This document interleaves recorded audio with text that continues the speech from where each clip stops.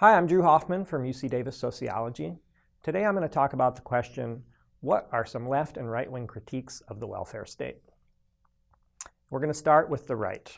And I'm going to divide these arguments into sort of four sets. So one has to do with economic and free market arguments.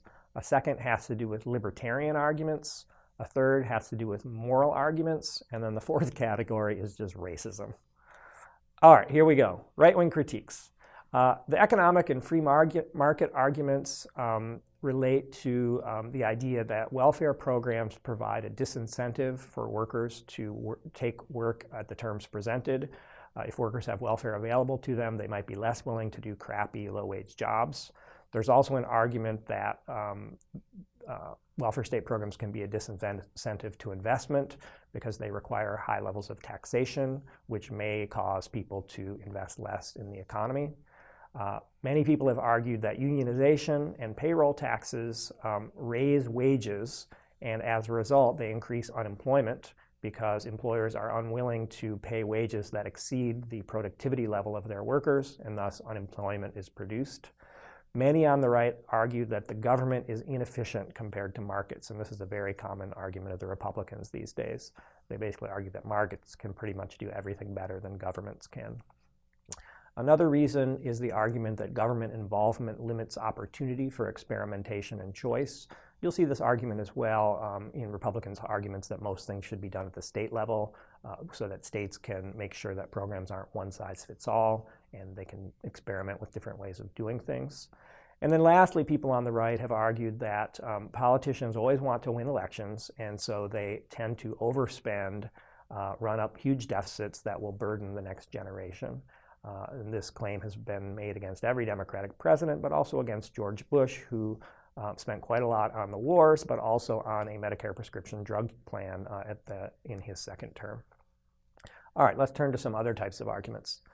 Libertarian arguments, which you might find perhaps more in the Tea Party.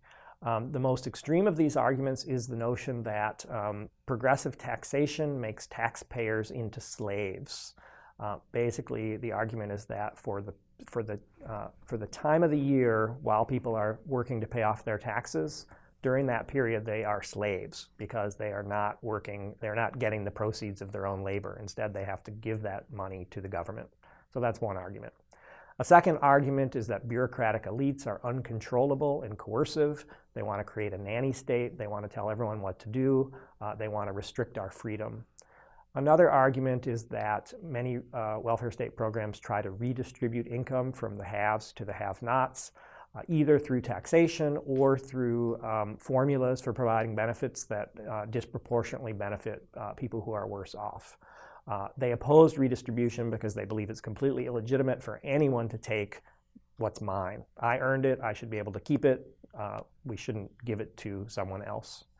And then lastly is an argument related to devolution, an argument that all programs should be local because knowledge is local, and this is a notion that they want to prevent one-size-fits-all programs. At the same time, many welfare state critics are aware that if they do devolve programs to the state level, that many states will provide very low levels of benefits, especially southern states. And there's also a possibility that states might get involved in a race to the bottom in which they try to make their benefits as low as possible so that welfare recipients do not migrate to their state. Now I'll turn to a set of moral arguments that relate to the way in which the welfare state affects people's behaviors, their beliefs, etc. These critics argue that the welfare state breeds dependence and incompetence among those who receive it. They argue that it creates social pathologies such as single-parent families, excess fertility, and laziness. Some argue that people who receive welfare benefits cannot spend their benefits rationally, and so people who take on this kind of argument will argue that certain expenditures in food stamps, for example, soda or ice cream, things like that, should not be purchased using food stamps because they're unhealthy. And then lastly, some people on the moral side argue that nothing should be given to a person without requiring a reciprocal obligation from that person. So proponents of this argument will often argue that welfare state programs should include some sort of requirement that the people who receive them work or that they receive education, or in the case of college students, if students are going to be receiving college scholarships, then they should be required to do some sort of national service once they receive those. And then lastly, racial animus coming out of right-wing populism. Some but not all critics of the welfare state are racists who use a lot of the arguments I've presented so far as a mask for their racism, since outright racism has become less socially acceptable. Thanks very much for watching.